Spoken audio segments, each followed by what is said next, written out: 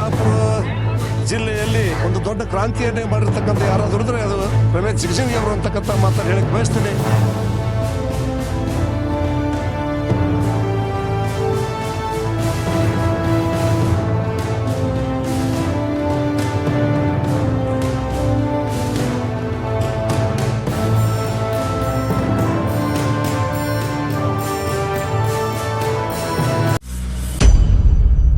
बीजापुर शहर के बेंगलुरु बाईपास के पास जो है एक नया ब्रिज बनने की ओपनिंग हो चुकी है। तो उसकी तरफ से जो है यहाँ पर एक मीटिंग रखी गई थी बीजेपी की लीडर की तरफ से। तो यहाँ पर इस मीटिंग के अंदर जो है बीजेपी के बहुत सारे बड़े बड़े लीडर्स यहाँ पर मौजूद थे।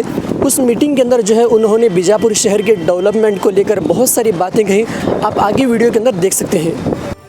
ಈ ದಿವಸ ವಿಜಯಪುರ ನಗರದಲ್ಲಿ ಇರತಕ್ಕಂಥ ವಿಜಯಪುರ ಬೆಂಗಳೂರು ರಾಷ್ಟ್ರೀಯ ಹೆದ್ದಾರಿಯ ಮನಗೂಳಿ ಸರ್ಕಲ್ನ ಹತ್ತಿರ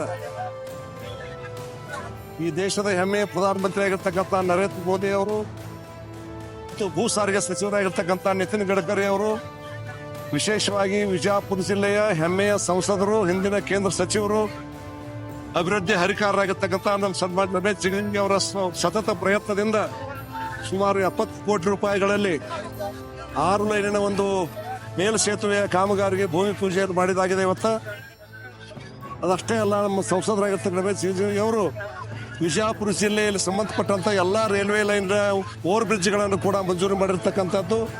ಹಾಗೇನೆ ಆಲಮಟ್ಟಿಯಿಂದ ಯಾದಗಿರಿವರೆಗೆ ಇರತಕ್ಕಂಥ ಹೊಸ ರೈಲ್ವೆ ಲೈನ್ ಮಾಡ್ತಕ್ಕಂಥದ್ದು ಇರ್ಬೋದು. ಹಾಗೇನೆ ವಿಜಯಪುರ ಹುಬ್ಬಳ್ಳಿ ರಾಷ್ಟ್ರೀಯ ಹೆದ್ದಾರಿಯನ್ನು ಚತುಷ್ಪದಕ ಮೇಲ್ದರ್ಜೆಗೆ ಏರಿಸ್ತಕ್ಕಂಥದ್ದು ಇರ್ಬೋದು. ಹಾಗೇನೆ ಎಲ್ಲ ಬಹುಶಃ ಇವತ್ತು ವಿಜಯಪುರ ಜಿಲ್ಲೆಯಲ್ಲಿ ಒಂದು ದೊಡ್ಡ ಕ್ರಾಂತಿಯನ್ನೇ ಮಾಡಿರ್ತಕ್ಕಂಥ ಯಾರಾದರೂ ಇದ್ರೆ ಅದು ರಮೇಶ್ ಜಿಗಜಿಣಗಿ ಅವರು ಅಂತಕ್ಕಂಥ ಮಾತನ್ನು ಹೇಳಕ್ಕೆ ಬಯಸ್ತೇನೆ. ಹೀಗಾಗಿ ಇವತ್ತು ಕೇವಲ 11 ವರ್ಷ ಭಾರತೀಯ ಜನತಾ ಪಾರ್ಟಿ ನೇತೃತ್ವದ NDA ಸರ್ಕಾರ ಬಂದ ಮೇಲೆ ಕೇವಲ ಕರ್ನಾಟಕ ರಾಜ್ಯದಲ್ಲಿ ವಿಜಯಪುರ ಜಿಲ್ಲೆಯಲ್ಲಿ ಮಾತ್ರ ಅಲ್ಲ, ಇಡೀ ದೇಶದಲ್ಲಿ 3 ದೊಡ್ಡ ಕ್ರಾಂತಿಯನ್ನು ಇವತ್ತು ಆಗಿರ್ತಕ್ಕಂಥದ್ದು ರಸ್ತೆಗಳ ಮುಖಾಂತರವಾಗಿ. ಒಂದು ಭಾರತ ಮಾಲಾ ಅಂತಕ್ಕಂಥ ಒಂದು ಹೈವೇಗಳ ಒಂದು ಹೊಸ ಹೈವೇಗಳನ್ನು ಮಾಡ್ತಕ್ಕಂಥದ್ದು, ಸಮುದ್ರದಲ್ಲಿ ಕಲ್ಕತ್ತಾದಿಂದ ಅಹಮದಾಬಾದ್ವರೆಗೆ ಸಾಗರ ಮಾಲಾ ಅಂತಕ್ಕಂಥದ್ದು ಮಾಡುವಂಥದ್ದು, ಆ ಮುಖಾಂತರ ಸಾರಿಗೆಯನ್ನು ಮಾಡ್ತಕ್ಕಂಥದ್ದು.